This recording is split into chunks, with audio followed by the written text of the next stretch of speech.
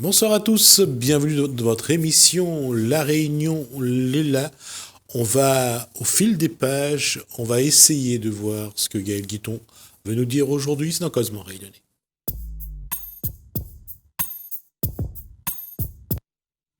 Bonsoir Gaël Guiton. Bonsoir Jasmine.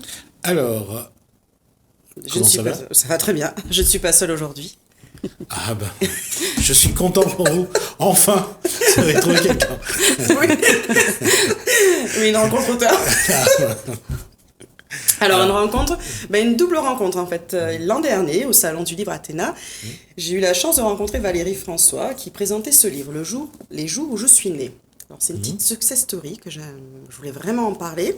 Donc, quand j'ai rencontré Valérie François, elle me montre son livre, donc j'avais très envie de le lire. Alors, quand je choisis un livre, c'est souvent pour la couverture et le titre.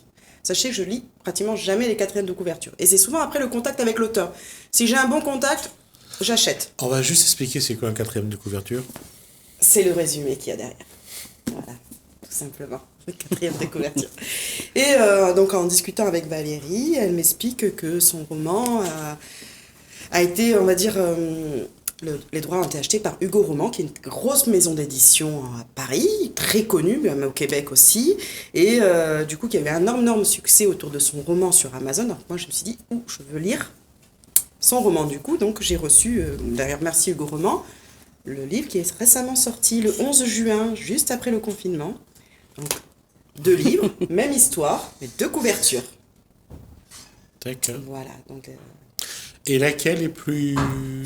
Alors, laquelle est mieux? Alors celle-là, je l'aime beaucoup. Non, c'est pas la question. Oh ben, j'aurais volontiers Qu'est-ce qui répondu. correspond le mieux au livre? Celle-là. D'accord. Voilà, c'est celle-là. Parce que l'histoire de donc Lily Rose, commence vraiment quand elle a l'âge, on va dire, de 15 ans. Donc l'histoire, en fait, le pitch, c'est... Alors, je lu Lily, qui a été élevée par une maman vietnamienne. Pourquoi ça, on le découvre dans le roman. Et à l'âge de 15 ans, elle découvre que sa mère n'est pas sa mère biologique. Un monsieur, Paul Becker, d'un Parisien, va venir la récupérer pour la ramener chez elle à Paris. Moi, j'ai préféré utiliser le mot catapulter. Oui. Voilà, donc c'est Lilu, en fait, qui est Lily Rose, va découvrir, en fait, donc déjà dans ses 15 premières années, qu'elle est peut-être trop blonde, elle est trop blonde pour être vietnamienne, et elle va arriver à Paris, et on va se rendre compte qu'elle est trop ancrée dans la culture vietnamienne pour être parisienne. Et c'est l'histoire, en fait, de cette jeune fille qui va devoir reprendre ses marques, découvrir qui elle est, avec ses 15 premières années qu'elle a vécues au Vietnam, sa vie, au débarque dans une vie parisienne, en plus dans une vie en plus, on va dire, bourgeoise. Elle va découvrir la richesse, elle va découvrir l'école, le lycée. Donc vraiment, quand j'utilise vraiment j'insiste sur le mot catapulter. Hein, oui, c'est carrément ça. Elle débarque dans un milieu, dans une jungle. Voilà. C'est ça, et c'est une merveilleuse histoire. Déjà, dès les premières lignes, j'avais envie de pleurer parce que c'est une magnifique histoire de famille, un tragique destin, en fait, pour cette jeune fille qui va devoir reprendre ses marques. J'ai aimé la façon que vous étreignez le livre contre vous. Oui, parce que c'est un peu un roman doudou, pareil. Voilà. Les romans doudou que j'utilise souvent dans les young adultes. Parce qu'on a envie de prendre Lily Rose dans nos bras et la serrer, lui dire ça va aller. T'inquiète pas, fais-toi confiance, avance et tu vas trouver ton chemin.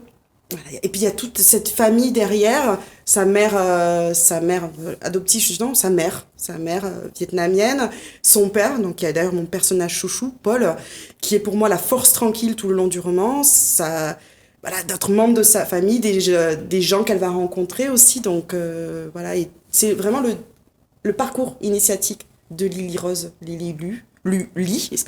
ou Lily Rose, pareil, voilà, c'est 2 personnes avec 2 prénoms, certes, mais c'est la même personne. Valérie François, qu'est-ce qu'on peut dire d'autre sur ce roman? Oui, tout à fait. Elle est mon personnage principal, donc Luli, est tout en dualité parce qu'effectivement, elle a 2 familles, 2 prénoms, 2 dates de naissance, 2 histoires, 2 pays, 2 cultures, et tout ça fait qu'elle a du mal à trouver sa route. Mais elle ne lâche rien, elle avance. Elle avance et voilà. Il y a des éléments autobiographiques dans ce roman ou pas? Alors, pas du tout, heureusement pour moi. Pas du tout. Alors après, c'est vrai que Elle a une sœur. Et c'est vrai que un ami d'enfance m'a dit, on te retrouve dans Luli, mais on te retrouve également dans Angela, donc sa sœur. Et alors, c'est absolument pas prémédité ni rien, mais bon, c'est un peu mes bébés, donc il y a peut-être un petit caractère héréditaire qui s'est glissé. Mais après, non, il n'y a rien d'autobiographique dans tout cela. D'accord. Et c'est une histoire, j'allais dire, il y a eu des faits qui ont amené cette histoire ou... Alors, absolument pas. Et en fait, j'étais pas du tout partie sur une histoire comme ça au départ. J'étais vraiment partie sur les différences. C'est une enfant vietnamienne qui est blonde, donc assez bizarre, voilà, au Vietnam.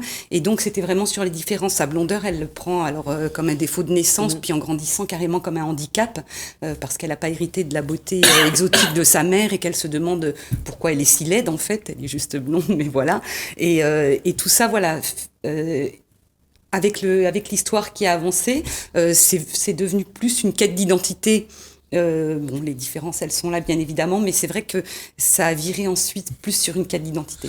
Qu'est-ce qui vous a incité à avoir un portrait double et de mettre un enfant dans une telle situation, c'est l'amener à vivre deux situations différentes ou à choisir à un moment donné?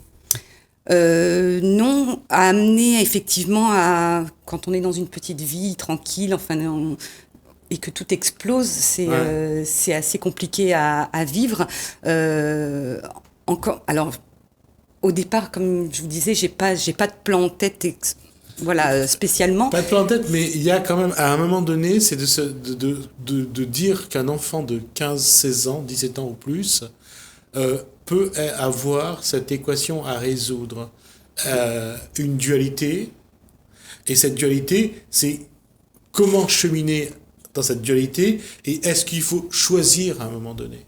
Oui, elle se pose la question tout le long, en fait, oui. Justement. Est-ce qu'elle doit choisir parce qu'elle est très, très proche et très accrochée à sa mère, qui ne l'est pas vraiment pour le coup, enfin, qui l'est vraiment, mais voilà, qui ne l'a pas mise au monde en tout cas, et la famille, donc, qu'elle aurait dû côtoyer depuis son plus jeune âge, elle finit par aimer les deux, et effectivement, elle est prise entre deux chaises, et elle se demande vraiment ce qu'elle doit faire, qui elle doit être. Voilà, est-ce qu'elle est vraiment vietnamienne ou est-ce qu'elle est parisienne?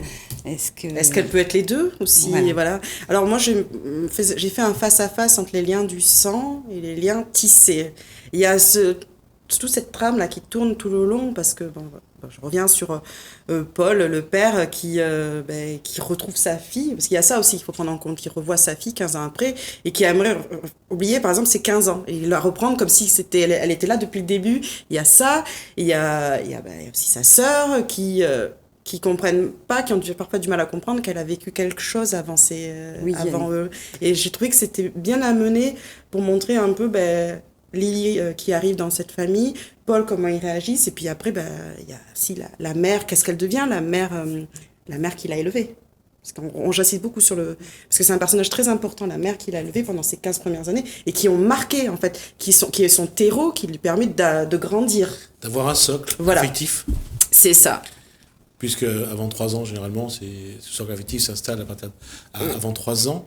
Mais ce questionnement, vous le savez, il est pour tout le monde. À un moment ou à un autre, on a tous à faire des choix. Cette question de faire des choix, c'est ça, cette capacité. Est-ce qu'on a cette capacité de choisir? Et là, on le pose la question à une adolescente de 15-16 ans. Alors, elle est assez introvertie puisqu'elle a vécu au Vietnam, dans le nord du Vietnam, en recluse, vraiment sans jamais voir personne. Donc, d'où vraiment le catapultage à Paris, parce qu'elle vit vraiment dans 2 mondes complètement différents. Et en fait, elle se pose effectivement la question. Toute introvertie qu'elle est quand même fonceuse, elle a quand même beaucoup de courage et elle a quand même beaucoup d'envie et elle se donne les moyens. Et c'est un paradoxe quelque part de dire que finalement, partir d'une posture où on est replié sur soi-même pour aller dans une ville où il faut totalement se libérer, j'allais dire presque Dr. Jekyll et Mr. Hyde. Mais c'est ça, complètement. Oui. C'est ça. C'est une équation vraiment complexe. Ah ben de toute façon, Lily Rose, ce sera une équation tout le long du roman. C'est ça, elle est vraiment en dualité du début, pour tous les sujets, voilà. du début à la fin. Elle arrive à Paris, elle n'a jamais adressé la parole à un garçon ou à un homme. Est-ce qu'elle parle français d'ailleurs? Alors oui, elle a la chance de pouvoir parler français, notamment parce que, il y a eu tout... il faut pas dévoiler, voilà, il y a tout dévoilé, voilà, il y a elle a eu l'histoire l'opportunité de parler français. Voilà, d'apprendre...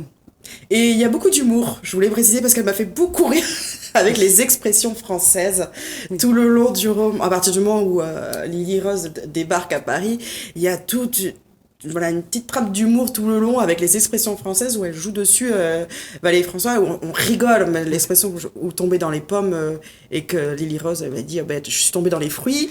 C'est très drôle parce que c'est les idiomatiques. Voilà, elle joue beaucoup sur ça en fait.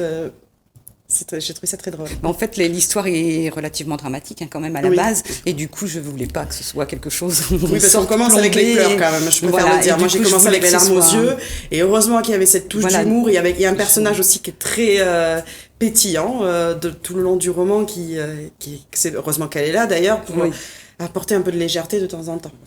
Et puis il y a aussi cette capacité, lorsqu'on sort un individu d'un contexte qu'il connaît, d'un environnement qu'il connaît, on le place dans un environnement qui est différent. Et comment, pour le tomber dans les pommes et tomber dans les fruits, comment l'individu s'adapte, comment il adapte aussi ce qu'il sait ou qu'il ne sait pas. Et là aussi, je pense que c'est un côté qui est drôle, parce que parfois, on s'amuse un peu. Oui. Mais c'est la pauvre Lily, elle se retrouve des fois dans des situations où les gens la comprennent pas et elle est persuadée d'avoir compris. Et c'est là que je dis, il y a aussi les personnes en face qui c'est pas de leur faute, qui comprennent pas qu'elle a eu une autre culture, qu'elle a vécu dans autre chose.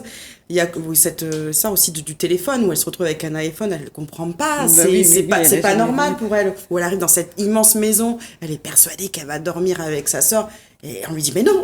Il y a des logiques qu'il y aura chez nous, qui n'est pas pour elle, en fait. Et elle joue beaucoup sur ça, et c'est vrai qu'on sourit, on se dit, moi, des fois, j'avais envie de rentrer dans le roman, on dit, mais comprenez-la, elle n'a pas vécu ça. La culture et puis les habitudes, on l'a dans dur, et du coup, elle se retrouve dans des situations, non seulement qu'elle a jamais vécues, mais qu'elle aurait jamais pu imaginer, voilà.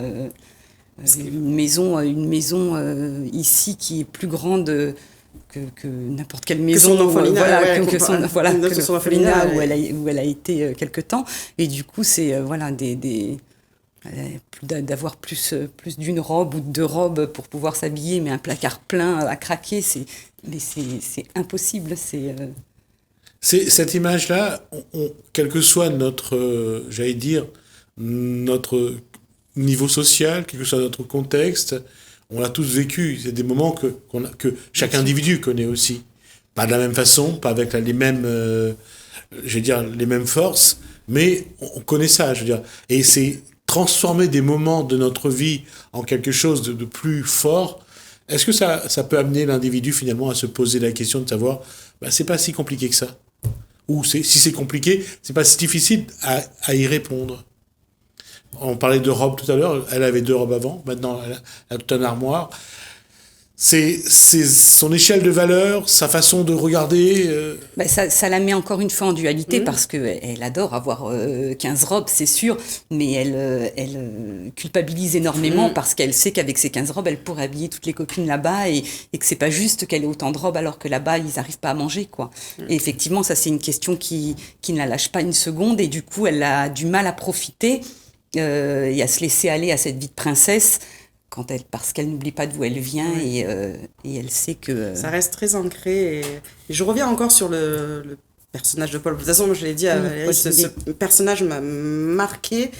Il est réagi, c'est un homme d'affaires qui est très riche. On le voit très... Mais il reste une simplicité tout le long du roman, en fait. Et je trouve que ça donne une bonne image de l'homme riche. Voilà, il y a cette image de force tranquille. C'est un père avant tout, avant d'être un homme avec un homme d'affaires et qui essaie de faire venir petit à petit sa fille dans ce qu'elle a droit, en fait, son monde à lui, mais tout en gardant beaucoup de valeurs. Oui, beaucoup de nuances. C'est un personnage qui m'a beaucoup touchée tout le long du roman. Il a beaucoup d'empathie, il fait très attention au ressenti de sa fille. Voilà. Et je l'ai appelé la force tranquille dans le roman. Alors, deux choses. D'abord, j'allais me dire, c'est un petit peu une histoire de princesse aussi, Oui, qui revient au château. Tout à fait. oui. Blanche-Neige, par exemple, qui reviendra Oui. au château. Cendrillon, Cendrillon. oui. Cendrillon, elle va au château, elle ne revient Oui. pas. Oui. Elle va au château. Oui, c'est vrai. Pour ne pas bousculer les habitudes. Et ça, c'est un fait. J'allais dire, le regard qu'on porte sur notre société aujourd'hui, c'est un petit peu ça. C'est-à-dire que de temps en temps, il faut savoir changer de cadre, s'adapter de nouveau, passer à autre chose. C'est quelque chose que nous avons perdu. Nous sommes tellement bien dans notre train-train quotidien.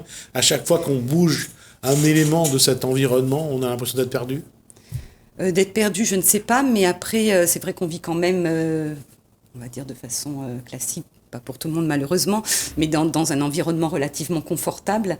Et parfois, si on peut voyager, si on peut aller dans des pays comme le Vietnam, ou là on redescend sur Terre, je pense, et on se dit ah oui, mon téléphone il est en panne, ben, c'est peut-être pas grave. Voilà, c'est ça. C'est peut-être beaucoup moins grave que ce que je pensais. Et c'est vrai que de redescendre sur Terre de temps en temps, alors en se penchant un petit peu sur les gens autour, peut-être que ça fait du bien aussi. J'ai eu la chance de parler avec une dame qui a adopté une petite fille donc au Vietnam.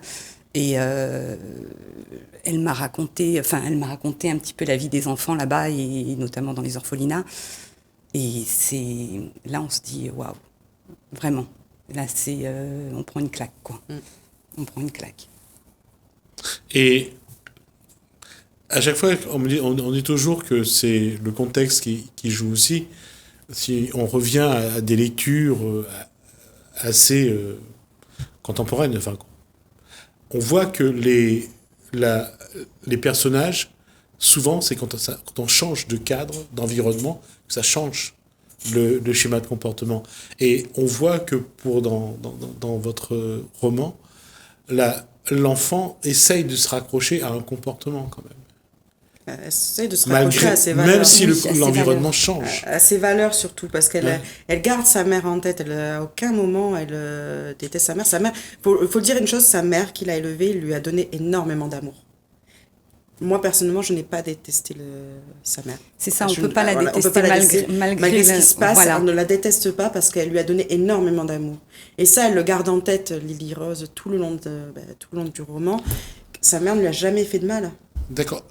C'est dans quel Vietnam se déroule cette les années 90. Histoire ? Voilà, les années 90, et vraiment dans le nord vietnamien, donc c'est vraiment une partie plutôt pas très développée, on va dire, dans les années 90 en tout cas. Je veux dire, ça fait quelques années seulement après Voilà. cette guerre qui a Tout à fait. Oui. qui a quand même meurtri ce pays. Je trouve très bien d'avoir situé à ce moment-là d'ailleurs l'histoire, parce que c'est un truc j'ai percuté quand j'ai compris la 4e de couverture. Je me suis dit c'était très bien de le placer dans ces années-là, parce que je me suis dit un peu plus tard ce serait peut-être passé autrement, la vie de Lily Rose, et là du coup c'est cadré, c'est cohérent tout le long du roman. C'est ce que je tiens à préciser. Parce que de l'extérieur, pour ceux qui n'ont jamais eu l'occasion d'aller au Vietnam ou qui n'ont pas bouquiné suffisamment, le Vietnam reste quand même, même si dans un film j'ai entendu c'est la perle de l'Orient, reste quand même quelque chose d'assez méconnu, pour ne pas dire secret. Et là, c'est l'occasion d'aller un petit peu à la découverte d'une autre culture. Oui, j'ai essayé un petit peu de faire entrer le lecteur un peu là-bas, avec voilà, ce que j'ai pu en découvrir moi-même, et d'être au plus proche de la réalité du pays. D'accord. Ce que je voulais préciser, c'est j'ai trouvé que ce roman, c'est des romans que j'appelle intergénérationnels. Ça peut être lu autant par un ado qu'un adulte, en fait.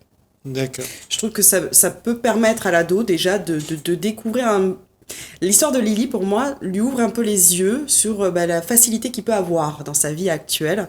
Et j'ai trouvé que c'était très adapté pour les adolescents aussi. D'accord. C'est ça, pour cette histoire de se rendre compte Voilà. de la chance qu'on Voilà, a. et En le fait. parcours C'est vrai initiatique. que les enfants qui sont élevés, on élève nos enfants avec tout l'amour, tout le confort qu'on peut leur donner. avoir, et c'est vrai que je pense que ça fait pas de mal. De le lire à parents ados. et enfants, ados, parce que j'aime bien ces genres de lectures où après on en discute entre nous. Et pour moi, c'est vraiment adapté pour les deux. Et là, on parle d'un enfant, on parle de sa façon d'aller dans son pays, finalement, parce que c'est son pays. Mais est-ce que pour autant, là, il faut insister sur la capacité de l'individu à essayer de comprendre son environnement, de l'appréhender pour mieux vivre? Parce que cette équation que vous posez dans ce livre, mais elle est encore aujourd'hui, je veux dire, c'est vrai pour, surtout quand on voit les peuples qui se déplacent avec les problèmes climatiques, c'est de plus en plus vrai. Et je ne sais pas, j'ai pas lu le livre, je sais pas quelle est l'histoire qui a fait que cette jeune fille se retrouve dans cette situation, mais il y en a beaucoup plus que l'on ne croit, des enfants qui sont déportés. Bien Combien sûr. d'enfants ont été sortis d'Afrique, Bien amenés en Occident? C'est pour ça que je dis, est-ce que c'est l'occasion de se poser la question de savoir aujourd'hui s'il faut aussi se préparer à ça? Alors probablement, là j'ai dans le livre justement, c'est ce qui est assez paradoxal, assez marrant, pas très marrant, mais bon, on a l'habitude de voir des adoptions dans des pays confortables, donc sur des enfants qui vivent dans des conditions un peu vraiment précaires, Extrême, ouais. voilà, et qui se retrouvent dans des pays plus confortables. Je veux pas dire riches, voilà, mais en tout cas confortables. Là, pour le coup, pour ma petite Louli, c'est le contraire. Elle aurait dû, elle vient d'un pays confort et elle se retrouve, c'est une adoption à l'envers, je sais pas trop comment l'exprimer, mais c'est vrai qu'on n'a pas l'habitude de voir en tout cas l'adoption dans ce sens-là. Et du coup, mais bon, après aussi, en ce qui concerne son adaptation, etc., quand on est enfant, parfois quand on est adulte aussi, mais particulièrement quand on est enfant, je pense qu'on ressent on ressent les choses à 1000%, quoi. Tout est grave pour un enfant, tout est, quand il va rire de bon cœur, quand il va pleurer de bon cœur. Et je pense que les émotions sont vraiment fortes, encore plus fortes chez un enfant.